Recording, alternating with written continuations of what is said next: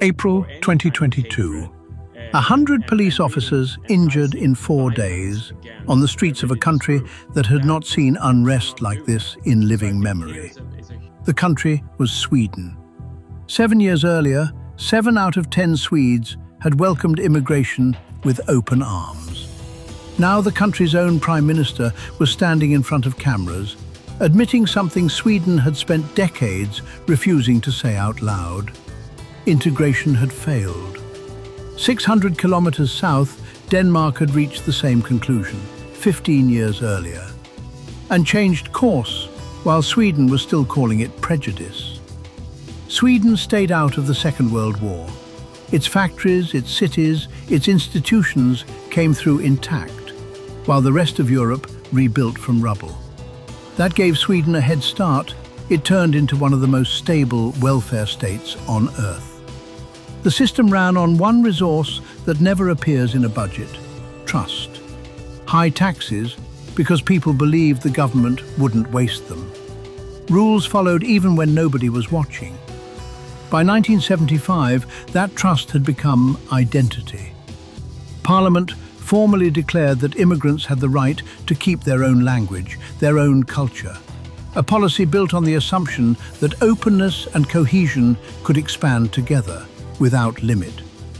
For decades, there was an unspoken rule in Swedish public life. Swedes called it the opinion corridor. Certain questions about immigration simply weren't asked out loud.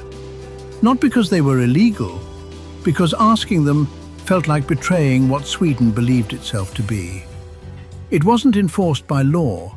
It was enforced by something harder to name: social consequence.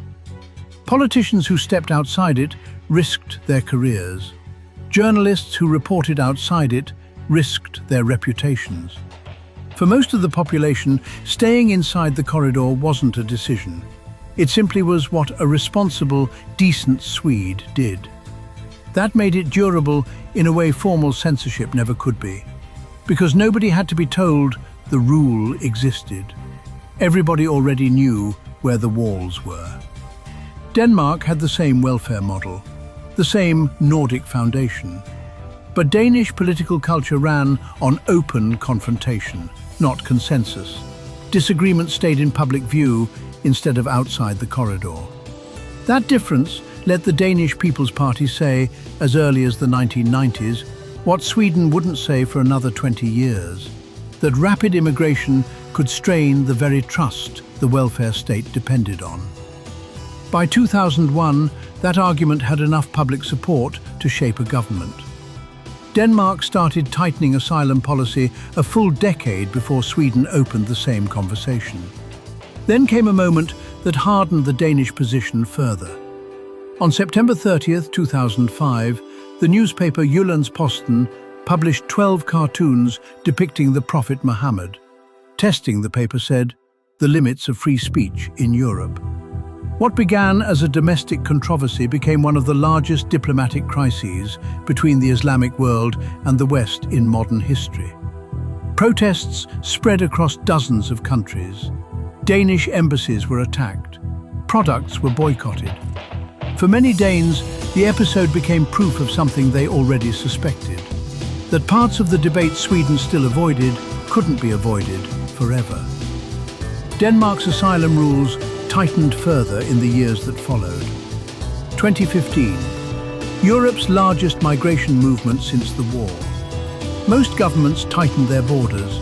Sweden didn't, because staying open was by then part of what being Swedish meant. In a single year, Sweden received 162,877 asylum applications, roughly 1.6% of its population, one of the highest per capita intakes anywhere in the developed world that year. By November, more than 10,000 applications were arriving every week.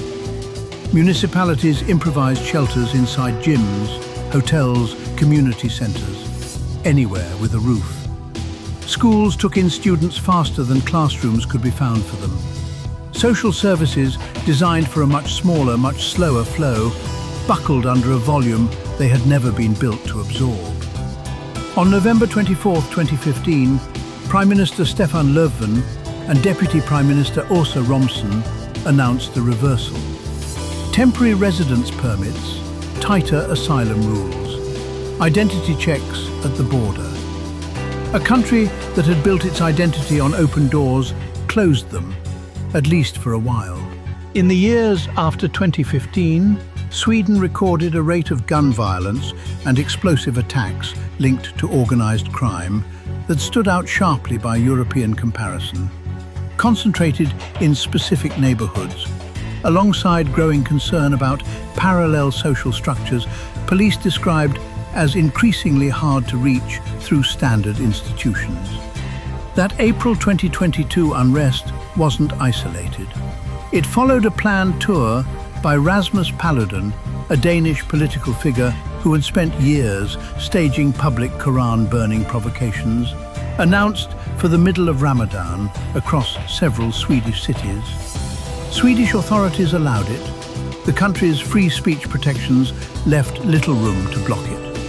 What started as a protest became 4 days of confrontation with police, with more than 100 officers injured.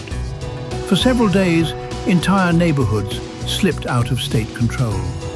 Weeks later, Prime Minister Magdalena Andersson said publicly what the opinion corridor had kept unsayable for decades. Integration has been too poor while we've had high immigration. Segregation has gone so far that we now have parallel societies in Sweden. That September, the Sweden Democrats, a party with roots in the far-right fringe, treated as untouchable by the political mainstream for nearly 2 decades, won 20.5% of the vote and became the second largest party in parliament. Their rise hadn't been sudden. It had been gradual for years, accelerating sharply after 2015. For the first time, they had direct influence over immigration policy. Denmark, by then, had already gone further.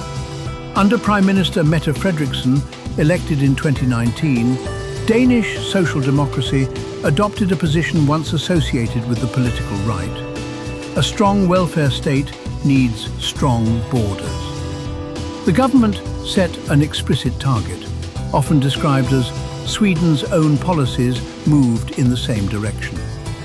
In 2024, the government proposed raising its voluntary return payment for certain legal residents to as much as 350,000 kroner by 2026. Still under review, but a signal of where the policy was heading. In June 2026, Parliament passed stricter requirements for residence permits tied to conduct. Unpaid debts, disregard for official decisions, or dishonest employment could now mean losing the right to stay. The law took effect that July. Neither country arrived here by accident. Denmark said the uncomfortable thing early, in public, and paid for it in decades of being called intolerant. Sweden said nothing for 50 years, and paid for it in a single April on a street, with 100 officers on the ground and a Prime Minister who ran out of ways not to answer. 2 democracies, same starting point. The only real difference was how long each one could afford to keep pretending the question wasn't being asked. It's being asked now, everywhere. Sweden just found out what happens when you wait until the street asks it for you.